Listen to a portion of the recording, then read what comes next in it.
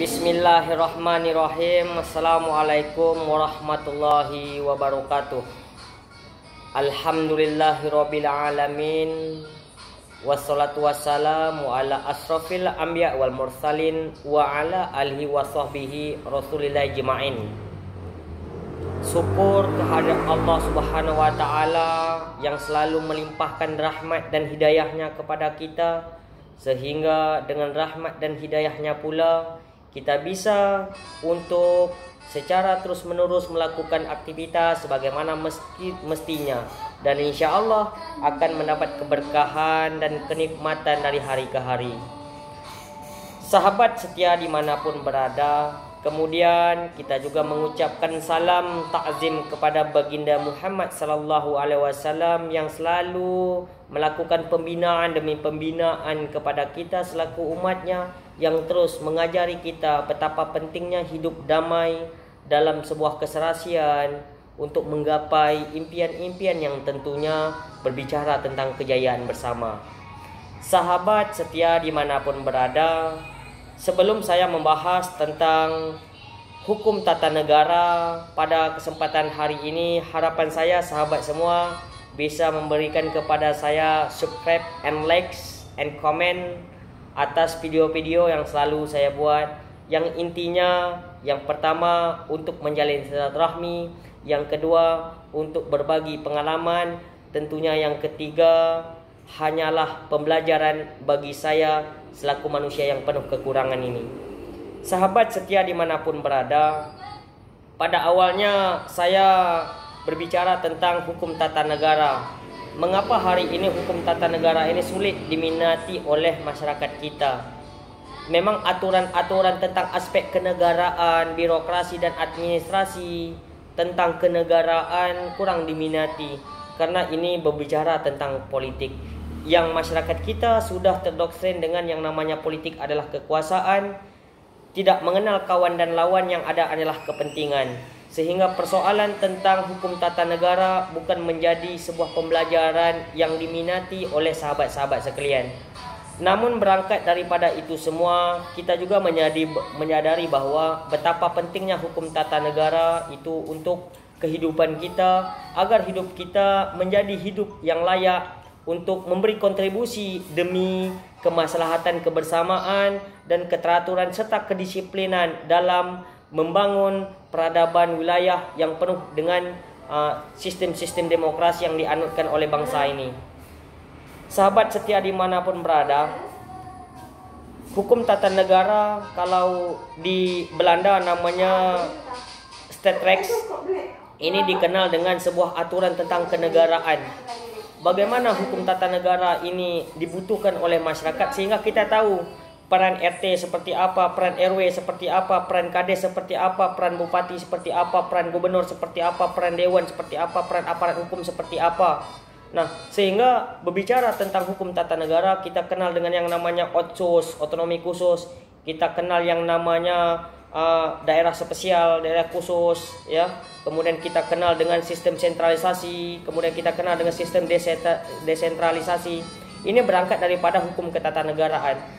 Sehingga kalau kita berbicara siapa tokoh hukum tata negara yang hari ini kita anggap sebagai tokoh di Indonesia, katakanlah Profesor Mahfud, kemudian Harun, kemudian kita juga kenal dengan pada tokoh-tokoh, termasuk situ juga Iza Mahendra bagi kita adalah tokoh, ya, hukum tata negara, di samping juga dia adalah pengacara. Ini rentetan-rentetan orang-orang yang benar-benar memahami tentang hukum tata negara, dan tentunya kita juga mengidolakan hukum tata negara, sehingga kita coba untuk meluruskan yang sekiranya kita pandang perlu untuk diluruskan terkait tentang hukum tata negara itu sendiri.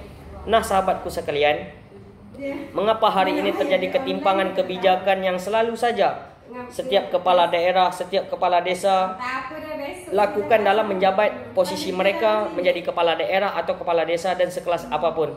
Ini berangkat daripada keterbatasan daya pikir mereka untuk memahami apa itu hukum tata negara, keterbatasan mereka untuk memahami apa itu administrasi negara, keterbatasan mereka memahami apa itu tentang kepemimpinan, keterbatasan mereka untuk berpikir bagaimana itu yang namanya sebuah konsep keorganisasian.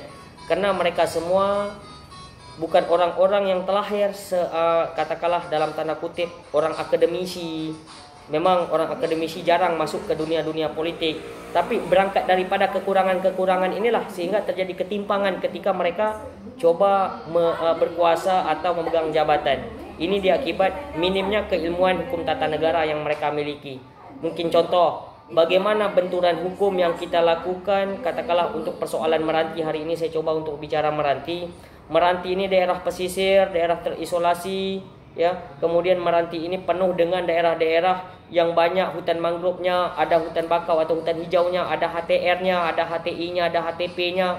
Ini setiap pembangunan-pembangunan yang diinginkan oleh masyarakat, ketika kepala daerah atau dewan tidak memahami tupoksinya, maka pembangunan juga tidak bisa maksimal dikarenakan benturan-benturan peraturan pusat, peraturan gubernur. Katakanlah dalam hal ini terkait tentang kewenangan daerah dalam mengeluarkan RT RW-nya, ruang tata hijaunya di sebuah kawasan, yang akhirnya setiap pembangunan-pembangunan tidak berbenturan dengan PP dan Kepres itu, kemudian Pergub itu, ya setiap proyek-proyek masuk sesuai apa yang diharapkan masyarakat. Katakanlah masyarakat hari ini banyak hidup di pinggir-pinggir bakau, yang ini butuh daripada setiap pembangunan harus mendapat daripada pembebasan lahan oleh negara ke masyarakat itu untuk dijadikan proyek pembangunan jalan dan seterusnya, kantor desa, kantor camat dan seterusnya.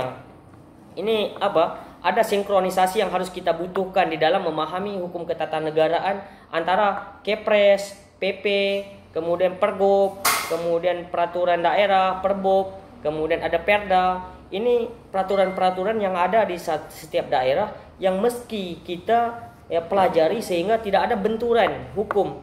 Oleh karena itu filsafat hukum mengatakan bahwa ketika ada dua persoalan hukum yang berbenturan, maka hukum di bawah itu secara otomatis dikalahkan oleh hukum di atas.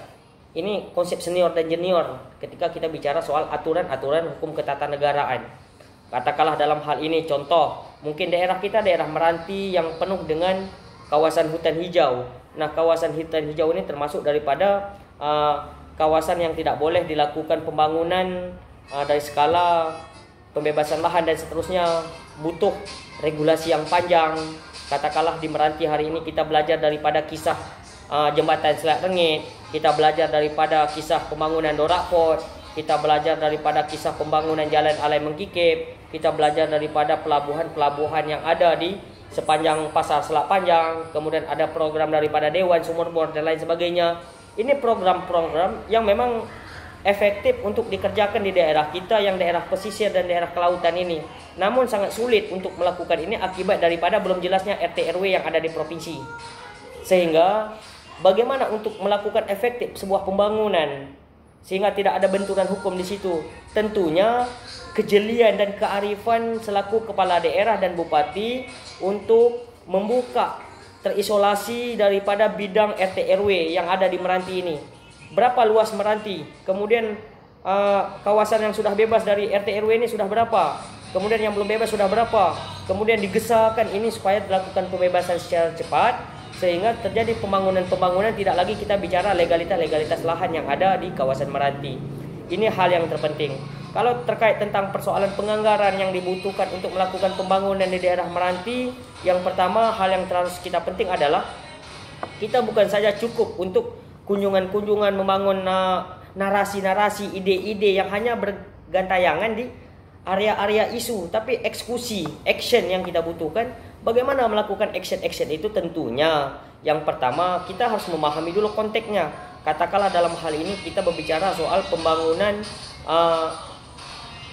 pelabuhan sepanjang kota Selat Panjang. Ini harus punya konsep kemaritiman.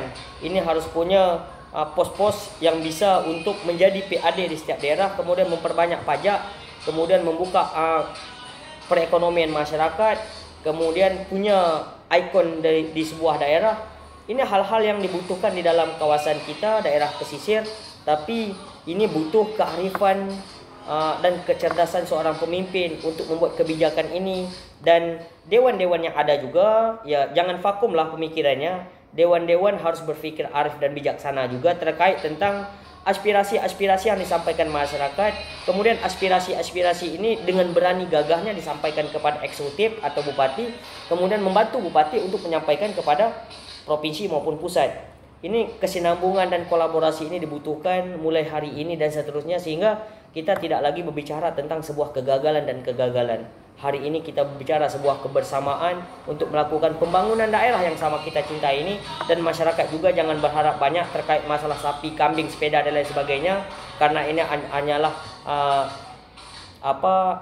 euforia yang tentunya kalau ada, kalau tidak ada ikatan sanksi hukum, cuma sanksi sosial ada. Ini tidak perlu, mungkin hanya persoalan-persoalan kecil, tapi yang terbesar adalah bagaimana membuka daerah Meranti ini bukan lagi menjadi daerah yang terisolasi. Bagaimana menjadi Meranti ini daerah niaga, daerah berkemajuan, punya masyarakat yang cerdas, kemudian sarana prasarana sudah memadai, kemudian listrik sudah tersalurkan di setiap desa, kemudian kepala desa juga harus sadar diri tentang kapasitas mereka untuk melakukan kerjasama ke camat dan bupati.